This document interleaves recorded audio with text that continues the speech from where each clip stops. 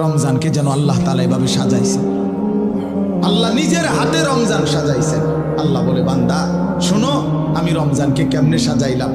1, পুরা মাস রোজা। 2, প্রতিদিন ইফতার। 3, প্রতিদিন সাহারি। 4, প্রতিদিন 20 রাকাত তারাবি। 5, শেষ দশকে এতেকাফ। 6, শেষ দশকের বেজর রাত্রিতে শবে কদর।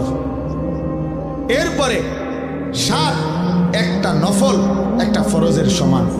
8, একটা ফরজ 70টা ফরজের সমান। 9, প্রথম দশক রহমত। 10, মাঝখানের দশক মাগফিরাত। 11, শেষ দশক জাহান্নাম থেকে মুক্তি। আল্লাহ বলেন, জান্নাতের দরজা খুলে দিলাম, জাহান্নামের দরজা বন্ধ করে দিলাম, সমস্ত শয়তানগুলোকে শেকলে বন্দী করে দিলাম, চারিদিক দিয়া গোলাইয়া সব গুছাইয়া বান্দা রাস্তা কেবল একটাই খোলা, দরজা কেবল একটাই খোলা। পুরা রমজান রাতে আসো, দিনে আসো, দুপুরে আসো, শুধু আমার গোলামি করবা, গুনাহ ছেড়ে দিবা, আর একটা দরজা দিয়েই সবাই ঢুকবা, শুধুই জান্নাত, শুধুই জান্নাত, শুধুই জান্নাত, শুধুই জান্নাত। কারণ দরজা তো খোলা একটাই, জান্নাতের দরজা, জাহান্নামের দরজা বন্ধ।